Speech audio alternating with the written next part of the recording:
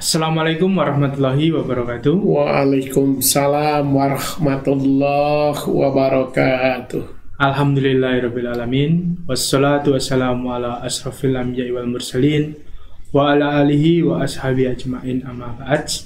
Pemirsa Pondok Pesantren Budi Mulia Channel, kembali lagi pada acara kita, acara rutin kajian Kristologi Islami bersama Ustadz Lasiman. Assalamualaikum Ustadz. Waalaikumsalam warahmatullahi. Ya, alhamdulillah. Hai Ustadz. Ya.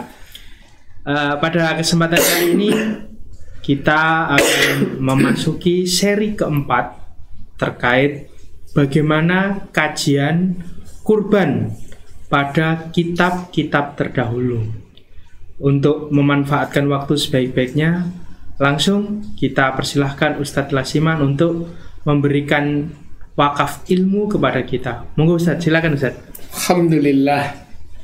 Assalamualaikum warahmatullahi wabarakatuh. Waalaikumsalam warahmatullahi wabarakatuh. Alhamdulillah wa syukurillah wa nikmatillah wa la khawla wa la quwata illa billah. Rabbi shrahli sadri wa yassirli amri wahlul 'uqdatam min lisani yafqahu qawli. Amin. Pada kesempatan ini kita simpulkan dari polemik-polemik yang ada, perbedaan-perbedaan yang ada, pertengkaran-pertengkaran yang ada, fitnah-fitnah yang ada tentang siapa yang dikorbankan. Di antaranya ada yang mengatakan yang dikorbankan Ismail. Berikutnya ada yang mengatakan yang dikorbankan Ishak. Ada juga menyampaikan yang dikorbankan Yesus sebagai penebus dosa dunia. Maka dalam pandangan Quran yang dikorbankan adalah Ismail, yang adalah digantikan dengan domba, sebagaimana Quran menyampaikan. فَلَمَّا بَلَغَ مَعَهُ السَّعْيَ قَالَ يَا بُنَيَّ إِنِّي أَرَى فِي الْمَنَامِ أَنِّي أَذْبَحُكَ فَانظُرْ مَاذَا تَرَى قَالَ يَا أَبَتِ افْعَلْ مَا تُؤْمَرُ سَتَجِدُنِي إِن شاء الله من الصابرين. Maka tatkala anak itu sampai pada umur sanggup berusaha bersama-sama Ibrahim, Ibrahim berkata, "Hai anakku, sesungguhnya aku melihat dalam mimpi bahwa aku menyembelihmu. Maka fikirkanlah apa pendapatmu." Ia menjawab, "Hai bapakku, kerjakanlah apa yang diperintahkan kepadamu. Insya Allah kamu akan mendapatiku termasuk orang-orang yang sabar." Inilah kenyataan. Mimpi yang dimaksud bukan sekedar mimpi impian biasa, tapi impian bagaimana anak yang bernama Ismail disembelih nafsu hewaniahnya. Karena sesungguhnya manusia ini menjadi rusak jika wujudnya manusia, tapi kelakuannya binatang ternak. Maka ini riwayat orang tua yang benar mimpi anak-anaknya berakhlakul karimah. Anak-anak yang berakhlak manusia, bukan berakhlak binatang ternak. Maka tatkala anak itu sampai pada umur sanggup berusaha bersama Ibrahim, Ibrahim berkata, "Hai anakku, sesungguhnya aku melihat dalam mimpi, dalam impian yang ada, anak itu anak yang akhlaknya utama. Bahwa gimana pendapatmu nak?" Maka Setiap orang tua pasti memimpikan anaknya berakhlakul karimah. Akhlakul karimah ini disampaikan bahwa Rasulullah itu hadir. Innama bu'istu li utamima makarimal akhlak. Untuk manusia berakhlak mulia yang sempurna, itu adalah contoh dari Rasulullah Nabi kita Muhammad Sallallahu Alaihi Wasallam. Maka anak yang ditanya, bagaimana aku menyembelihmu? Menyembelih nafsu hewaniyah yang ada untuk berakhlak mulia. Maka anak itu taat pada orang tua. Wahai ayahku, wahai bapakku, kerjakan apa yang diperintahkan kepadamu.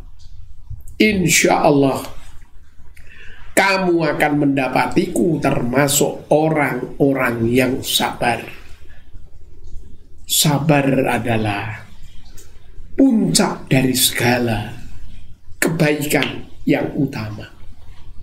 Karena itu, jika kita ada problema dalam hidup ini, seluruh kesulitan-kesulitan yang ada itu puncak dari pengaduan kepada Allah adalah ya ayyuhalladzina amanu wasta'inu bis sabri was salat innallaha ma'as sabirin.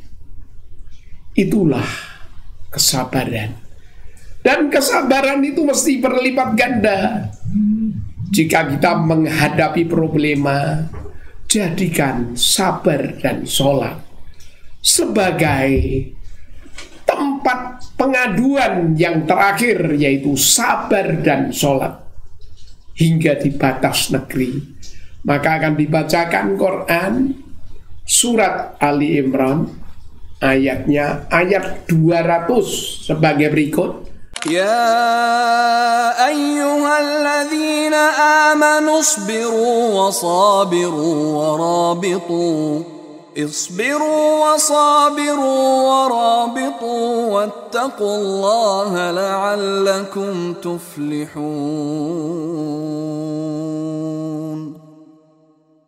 Wahai orang-orang yang beriman, bersabarlah kamu dan kuatkanlah kesabaranmu, dan tetaplah bersiap siaga di perbatasan negerimu, dan bertakwalah kepada Allah agar kamu beruntung. Ingin beruntung, maka sabar di batas negeri.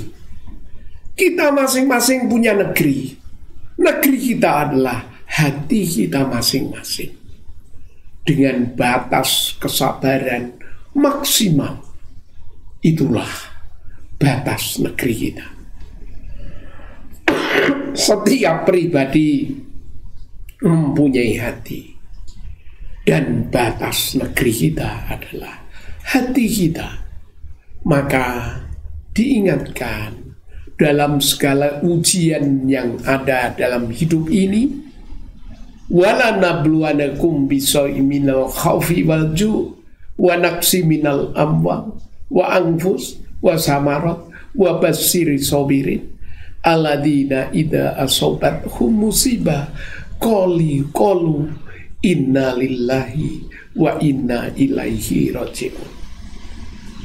Orang yang kuat di dalam kesabaran mengembalikan semuanya kepada Allah Subhanahu wa ta'ala. Serahkan untuk mohon ridho Allah, sehingga kekuatan kita di dalam menghadapi ujian hidup ini, termasuk bagaimana Ismail ketika itu mendapat ujian, mau disembelih, siap karena Allah. Karena itu sesungguhnya dari berbagai pendapat dan pemikiran, yang disembelih Ismail, yang disembelih Ishak, yang disembelih dalam arti disalib adalah Yesus untuk penebus dosa dunia. Tetapi kenyataan yang ada adalah domba yang disembelih. Jadi manusia ini untuk menjadi manusia yang paripurna, itu manusia yang dapat menyembelih hawa nafsu hewaniah kita masing-masing. Apalagi saat-saat ini ada yang gila jabatan hingga halal haram tidak berhitungan.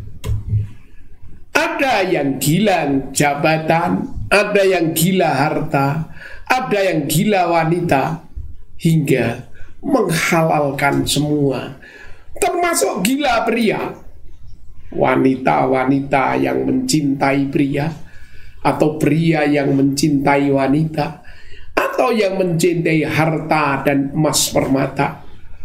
Semua orang-orang yang lupa dengan kesabaran dan mengikuti nafsu hewaniah, mencintai semuanya sampai mengalahkan cintanya pada Allah dan Rasulnya, sebagaimana Quran surat ke-9 ayat 24. قل إن كان آباؤكم وأبناؤكم وإخوانكم وأزواجكم وعشيرتكم وأموال اقترفتموها وتجارة تخشون كسادها ومساكن ترضونها أحب إليكم من الله ورسوله وجهاد في سبيله فتربصوا حتى يأتي الله بأمره والله لا يهدي القوم الفاسقين. Katakanlah, jika bapak-bapakmu, anak-anakmu, saudara-saudaramu, istri-istrimu, keluargamu, harta kekayaan yang kamu usahakan, perdagangan yang kamu khawatirkan kerugiannya, dan rumah-rumah tempat tinggal yang kamu sukai, lebih kamu cintai daripada Allah dan Rasul-Nya, serta berjihad di jalannya, maka tunggulah sampai Allah memberikan keputusannya, dan Allah tidak memberi petunjuk kepada orang-orang yang fasik. Itulah orang-orang yang tidak dapat petunjuk. Itu orang-orang yang ubud dunya wa karayatil maut. Cinta harta, cinta tahta, cinta pria, cinta wanita, cinta orang tua, cinta anak, dan cinta-cintanya kepada yang lain, sampai mengalahkan cintanya kepada Allah dan Rasul-Nya, hingga hari korban, hari berhaji, hari berumrah, tidak mau berhaji walau harta berlimpah, tidak mau berumrah walau harta berlimpah, untuk menghadiri undangan Allah, untuk berhaji, untuk berumrah, berat.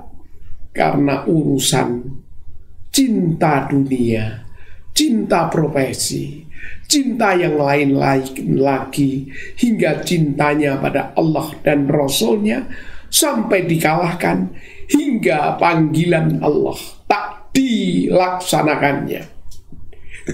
Dalam hidup ini, panggilan yang pertama dan utama adalah panggilan sholat setelah kita bersyahadat. Sholatnya adalah karena Allah. Dan panggilan kedua, panggilan berhaji atau umroh kalau antrian terlalu panjang. Dalam hidup ini, jika bisa, hadir ke 3 masjid. Masjid yang pertama adalah Masjidil Haram, berikutnya Masjidil Aqsa, berikutnya Masjid Nabawi. Itulah kerinduan dalam hidup ini, untuk bisa hadir Labbaik Allahumma labbaik, labbaik la syarika laka labbaik, innal hamda wa nikmata laka wal mulk la syarika lak. Mari kita ikhtiar menabung, hadir ke bait Allah, hadir ke Masjidil Haram, hadir ke Masjidil Aqsa, hadir ke Masjid Nabawi. Itulah 3 tempat pergi yang dipanggil oleh Ilahi. Mari kita ikhtiar dalam hidup ini untuk mendapat rezeki, untuk bisa hadir ketika masjid itu. Maka bagi yang dapat menabung dan hadir, itu adalah prioritas yang terbagus. Dan tak ada balasan yang seimbang bagi orang-orang yang haji dan umrah mabrur adalah surga tempat kembali. Itu balasan yang pasti dari Ilahi. Oleh karena itu, jamaah kajian Kristologi Islami Budi Mulia, semoga diringankan oleh Allah Subhanahu wa Ta'ala untuk bisa berusaha, untuk bisa menabung, untuk bisa hadir ketika masjid. Jika rezeki bisa kita cari untuk berhaji, untuk berumroh, itu lebih utama.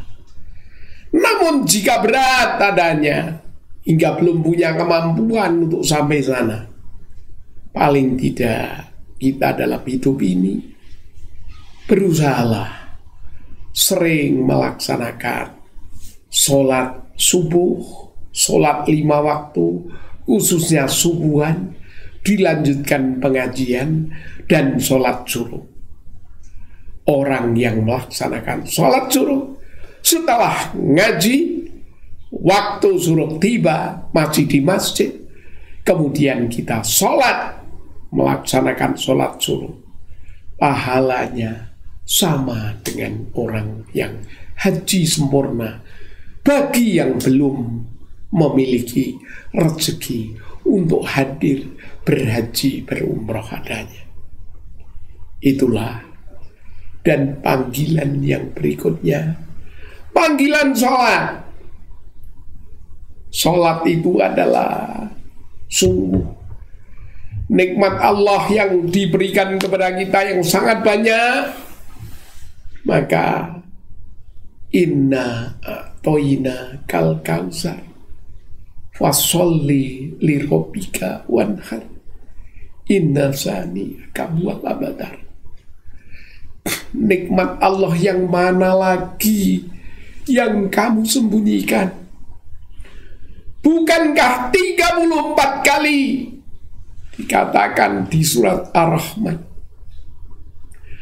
nikmat Allah yang mana lagi yang kamu dustakan? Kita di kandungan ibu diberi rezeki dari saluran ari-ari yang sambung dengan ibu. Ketika kita lahir, air susu ibu keluar untuk menyusui kita. Setelah itu berikutnya kita mampu untuk makan, bahkan mampu mengumpulkan harta, bahkan emas permata, rumah, profesi dan sebagainya kita punya. Tapi banyak orang-orang yang lupa untuk bersyukur kepada Allah dengan mensyukuri apa? Yaitu mensyukuri rizki yang kita miliki, untuk ikhtiar secara pasti agar bisa berhaji, agar bisa berumrah, agar bisa melaksanakan sholat, agar bisa zakat, infak, sedekah, dan menegakkan rukun Islam yang 5. Untuk itu, wahai saudaraku, maka kita menjadi insan yang hidup di dunia. Nikmat Allah yang luar biasa, Mari kita syukuri, jangan kita lupakan. Setelah bertauhid dengan bersyahadat, berhaji, itu adalah ikhtiar kita. Minimal sholat kita itu adalah tertib. Inna sholata tanha anil faksa'i wal munkar. Hidup di dunia, jika dengar azan, dengar panggilan sholat 5 waktu, bergegas, bersegeralah. Agenda waktu kita yang utama dari semua agenda adalah segala yang ada dalam hidup kita ini semua milikmu.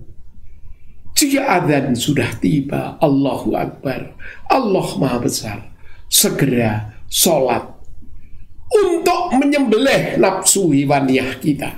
Maka di sini, tatkala anak itu sampai umur sanggup berusaha bersama dengan Ibrahim, Ibrahim berkata, wahai anakku, aku mimpi. Impian dari Ibrahim yang ada, anaknya disembelih. Jangan terlena kerja, akhirnya sholat ditinggalkan. Terlena kerja, akhirnya mencari harta dengan melupakan Allah Ta'ala. Mencari pangkat, mencari wanita, mencari pria, lupa untuk menegakkan sholat. Maka didikan bapak yang pertama dan utama, dikala anak dari kecil usia 8 hari dikhitan untuk bersih dari kotoran najis yang ada. Kalau pria usia 8 hari dikhitan, istilahnya diislamkan. Berikutnya adalah dilatih melaksanakan sholat dari kecil. Kalau usia sudah 7 tahun tidak melaksanakan sholat, harus dididik dengan lebih ketat. Sudah 10 tahun sholatnya masih lupa lagi, kadang sholat kadang tidak, harus dididik lebih ketat lagi. Semoga diri kita, anak cucu kita menegakkan sholat sebagai penyembelihan hawa nafsu hewaniyah, sehingga anak-anak kita melaksanakan sholat dengan baik. Insya Allah akan kita dapati anak cucu kita termasuk orang-orang yang sabar. Demikian ayat ini. Dan perintah korban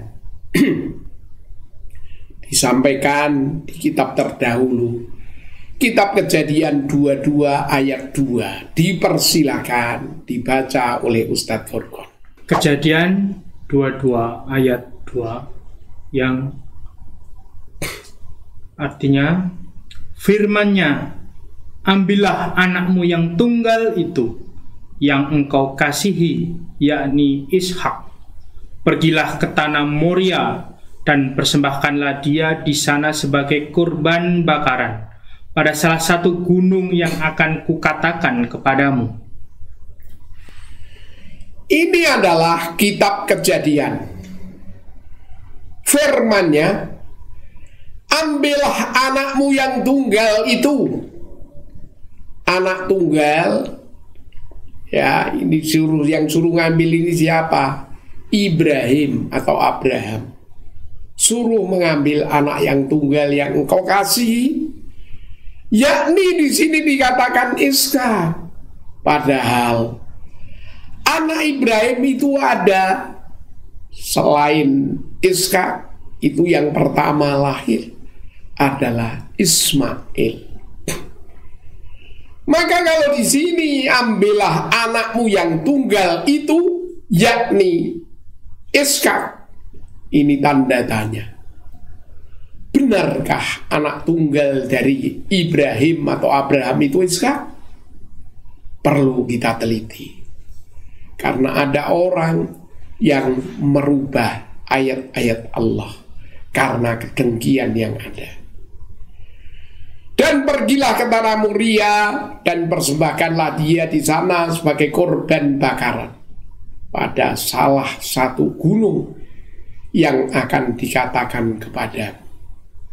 Jadi di Alkitab yang disembelih adalah Ishak, padahal anak yang tunggal. Ini adalah permasalahan harus kita teliti. Benarkah anak yang tunggal dari Abraham itu Ishak? Maka lihatlah ayat ini. Siapa yang dikorbankan? Ishak, Ismail, atau Yesus? Dalam pandangan kitab yang dikorbankan Ibrahim adalah Ishak, tapi dalam pandangan Quran adalah Ismail. Maka akan dibaca Kejadian 16 ayat 16 dan berikutnya Kejadian pasal 21 ayat 5. Silahkan. Kejadian pasal 16 ayat 16. Abraham berumur 86 tahun ketika Hagar melahirkan Ismail baginya. Kejadian pasal 21 ayat 5. Adapun Abraham berumur 100 tahun ketika Ishak anaknya lahir baginya. Jadi jelas Abraham itu mempunyai anak namanya Ismail ketika Ibrahim atau Abraham itu umur 86 tahun. Berikutnya adiknya lahir, yaitu ketika Abraham umurnya 100 tahun. Jadi kalau anak yang tunggal berarti anak yang pertama. Anak yang pertama itu adalah anak resmi, namanya Ismail, yang lahir dikala Abraham usia 86 tahun. Adapun anak yang kedua yang lahir adalah Ishak ketika Abraham usianya 100 tahun. Baca Quran surat 37 ayat yang ke 102 sampai 112, bahwa ketika itu anaknya yang namanya Ismail lahir di ayat yang 102, dan berikutnya Ishak lahir usia Abraham 100 tahun di ayat yang ke-112. Dan perintah pasti, sembelihlah anakmu yang tunggal. Maka anak yang tunggal secara logika pasti anak tunggal dari Abraham adalah Ismail, bukan Ishak. Demikian apa yang ada. Dan memang korban-korban penyembelihan itu dari zaman dulu itu sudah diperintahkan oleh Allah Ta'ala. Ini ayat silakan dibaca dan artinya segera dibacakan oleh Ustadz Furqan, surat Al-Hajj ayat 34 dan 35. Dipersilakan. وَلِكُلِّ أُمَّةٍ جَعَلْنَا مَنسَكًا لِيَذْكُرُوا اسْمَ اللَّهِ عَلَى مَا رَزَقَهُم مِّن بَهِيمَةِ الْأَنْعَامِ فَإِلَٰهُكُمْ إِلَٰهٌ وَاحِدٌ فَلَهُ أَسْلِمُوا وَبَشِّرِ الْمُخْبِتِينَ. Dan bagi tiap-tiap umat telah kami syariatkan penyembelihan kurban, supaya mereka menyebut Allah terhadap binatang ternak yang telah direzekikan Allah kepada mereka. Maka Tuhanmu ialah Tuhan yang Maha Esa, Karena itu, berserah dirilah kamu kepadanya, dan berilah kabar gembira kepada orang-orang yang tunduk patuh kepada Allah. الذين إذا ذكر الله وجلت قلوبهم والصابرين على ما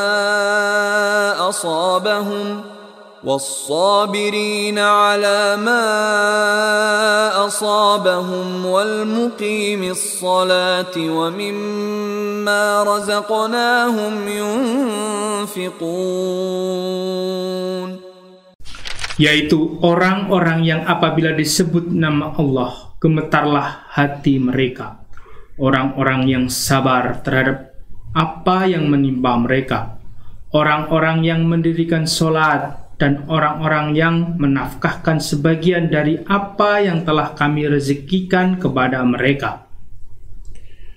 Jadi demikian, bagi tiap-tiap umat telah kami syariatkan penyembelihan korban. Bahkan ketika Adam dan Hawa mempunyai anak Habil dan Qabil, telah diperintahkan korban. Berikutnya para nabi. Berikutnya adalah orang kaya yang ada di antaranya, Sulaiman alaihissalam. Korban yang ada Sulaiman ini sampai dengan jelas di 2 Tawarikh 7 ayat 5. Sebagai korban sembelihan Raja Salomo ini istilah di Alkitab, yang dalam istilah di Islam Sulaiman mempersembahkan 22.000 ekor lembu sapi dan 120.000 ekor kambing domba. Demikianlah raja dan seluruh bangsa mentasbihkan rumah Allah. Di sini adalah rumah Allah, Yerusalem. Ini adalah dulu begitu. Sebagai pelaksanaan, yang disembelih itu adalah korban binatang ternak. Binatang ternak itu maksud yang ada adalah manusia jangan bernafsu binatang, tapi nafsu binatang harus disembelih, diserahkan segalanya kepada Allah Ta'ala. Sehingga kesimpulan dari urusan korban ini adalah mesti kaitannya dengan Quran yang mengingatkan bahwa kaitannya adalah yang dikorbankan itu adalah binatang ternak. Binatang ternak yang dimaksud adalah sebagaimana Quran surat Al-A'raf 179 sebagai berikut, yang artinya akan dibacakan Ustadz Furqon sebagai berikut. وَلَقَدْ ذَرَأْنَا لِجَهَنَّمَ كَثِيرًا مِنَ الْجِنِّ وَالْإِنسِ لَهُمْ قُلُوبٌ لَا يَفْقَهُونَ بِهَا وَلَهُمْ أَعْيُنٌ لَا يُبْصِرُونَ بِهَا وَلَهُمْ آذَانٌ لَا يَسْمَعُونَ بِهَا أُولَئِكَ كَالْأَنْعَامِ بَلْ هُمْ أَضَلُّ أُولَئِكَ هُمُ الْغَافِلُونَ. Dan sesungguhnya kami jadikan untuk isi neraka jahanam kebanyakan dari jin dan manusia. Mereka mempunyai hati, tetapi tidak dipergunakan untuk memahami ayat-ayat Allah. Dan mereka mempunyai mata, tetapi tidak dipergunakannya untuk melihat tanda-tanda kekuasaan Allah. Dan mereka mempunyai telinga, tetapi tidak dipergunakan untuk mendengar ayat-ayat Allah. Mereka itu sebagai binatang ternak, bahkan mereka lebih sesat lagi. Mereka itulah orang-orang yang lalai. Demikian, maka korban ini adalah penyembelihan nafsu binatang ternak yang ada di dalam setiap pribadi kita, pribadi anak kita, pribadi cucu kita, pribadi pelajar kita yang sekarang telah rusak, dipengaruhi oleh orang-orang yang kurang iman, sehingga anak SMP saja sudah dibagi-bagi kondom. Anak SMP sudah pacaran ndak karuan, SMA, apalagi mahasiswa-mahasiswi menjadi ayam-ayam kampus. Yang sudah berkeluarga menjadi sapi-sapi dan kerbau-kerbau, sehingga tidak nikah dengan benar, atau nikah siri saja sekedar untuk bohong. Tidak nikah secara benar, sehingga tidak punya kartu keluarga, tidak punya KTP, kumpulnya kumpul kebo. Itulah kenyataan yang ada. Sehingga hidup di RT, hidup di RW, hidup di masyarakat, tidak punya identitas warga negara yang benar. Oleh karena itu, marilah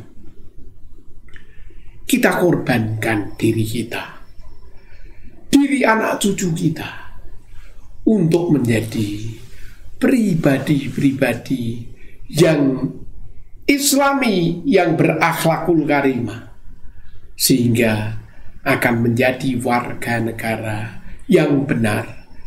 Yaitu manusia yang benar adalah manusia yang memang taat Allah, taat Rasulullah, kemudian taat pemerintahan yang ada. Sebagaimana Quran surat 4 ayat 59. Sebagai kesimpulan, korban ini mari kita laksanakan untuk taat Allah, taat Rasul, taat pemerintahan yang ada, sehingga kita akan menjadi warga negara yang benar untuk mencapai baldatun thayyibatun wa rabbun ghafur. Negeri kita menjadi negeri yang adil makmur, tentram berbahagia, mendapat ridho Allah Subhanahu wa ta'ala. Dipersilakan dibaca Quran surat An-Nisa ayat 59.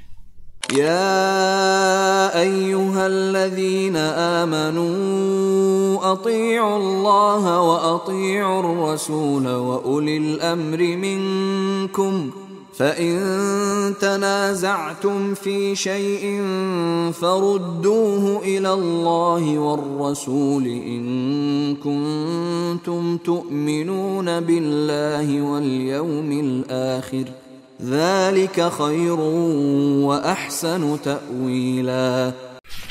Wahai orang-orang yang beriman, taatilah Allah dan taatilah Rasul Muhammad dan ulil amri, pemegang kekuasaan di antara kamu. Kemudian jika kamu berbeda pendapat tentang sesuatu, maka kembalikanlah kepada Allah atau Al-Quran dan Rasulnya atau sunnahnya. Jika kamu beriman kepada Allah dan hari kemudian, yang demikian itu lebih utama bagimu dan lebih baik akibatnya. Maka kesimpulan dari kajian korban ini adalah, mari taat kepada Allah, mari taat kepada Rasul, mari taat kepada pimpinan yang bertakwa, untuk menjadi negeri yang adil makmur, toto tantrem kertora herjo istilah Jawa, untuk menjadi negeri yang baldatun thayyibatun wa rabbun ghafur dalam tuntunan Nabi kita. Semoga keluarga besar peserta kajian laksanakan hari-hari korban ini. Yang bisa melaksanakan haji dan umroh, semoga menjadi haji dan umroh yang mabrur. diterima oleh Allah Subhanahu wa Ta'ala, dan negeri kita adalah negeri yang paling banyak berhaji di dunia ini, sehingga antrian yang begitu panjang semoga menjadi kenyataan. Yang berhaji dan berumroh, ya belajar manasik haji, manasik umroh yang benar, doa haji, doa umroh yang benar, bisa berhaji dengan syarat rukun yang benar. Dan berikutnya adalah kita bisa menegakkan sholat dengan benar. Dan selanjutnya di hari-hari kurban yang ada, tiada amal yang terbaik di antara kita sembelih korban. Kalau kita mampu tetapi tak mau untuk menyembelih korban, maka sesungguhnya jauhi tempat sholat Rasul. Berarti korban itu adalah hal yang penting untuk kita laksanakan, untuk kita sembelih nafsu-nafsu hewaniyah. Jangan seperti orang-orang yang bermental binatang ternak. Saat korban, gak ikut korban, malah untuk beli kulkas, nyimpan daging-daging korban, sampai korban berikutnya dagingnya masih juga. Itu adalah nafsu binatang yang pindah kepada manusia. Oleh karena itu, mari kita bagi teman-teman kita yang tidak mampu untuk berkorban di daerah-daerah pinggiran, daerah-daerah minimal, orang-orang yang Islamnya masih lemah, ekonomi dan sebagainya. Penting kita salurkan korban ke mereka. Jangan justru yang berlimpah, korbannya berlimpah, yang kurang, korbannya kurang, bahkan gak ada korban lagi. Marilah, jangan menjadi pembohong agama. Ara'aital ladzi yukadzibu bid-din fadzalikal ladzi yad'ul yatim wa la yakhuddu 'ala ta'amil miskin fawailul lil musallin alladzina hum 'an shalatihim sahun alladzina hum yura'un. Selamat melaksanakan korban. Jangan menjadi pembohong-pembohong. Semoga korban kita diterima oleh Allah Subhanahu wa Ta'ala. Iman Islam kita adalah iman Islam yang sempurna, dengan amal yang nyata, dengan rukun iman, dengan rukun Islam yang kita laksanakan. Karena minta ridho ilahi, semoga diri kita dan umat kita ini sukses dalam pelaksanaan korban ini, sehingga diri kita, anak cucu kita, keluarga kita, umat kita, masyarakat kita, negeri kita menjadi negeri yang dijauhkan dari nafsu-nafsu hewaniyah, dan menjadi orang-orang yang sangat saling kasih sayang karena Allah, hingga kita bisa melaksanakan kasih sayang karena Allah Ta'ala, sehingga kita akan menggapai bahagia di dunia yang sementara ini sampai surga atas ridho Allah Subhanahu wa Ta'ala. Sekian dan demikian yang dapat saya sampaikan. Allahumma arinal haqqa haqqa warzuqna tiba'ah wa arinal batila batila warzuqna jinaba. Jumpa lagi berikutnya pada seri materi Kristologi Islami yang selanjutnya. Wabillahi taufiq wal hidayah, nasru minallah wa fathun qarib. Saya kembalikan kepada Ustadz Furqan pengumuman dan doa penutup majlis. Wabillahi taufiq wal hidayah, nasru minallah wa fathun qarib. Assalamualaikum warahmatullahi wabarakatuh. Pemirsa, peserta penikmat Pondok Pesantren Budi Mulia Channel, demikianlah akhir dari pembahasan terkait kurban, sesi terakhir atau sesi kesimpulan.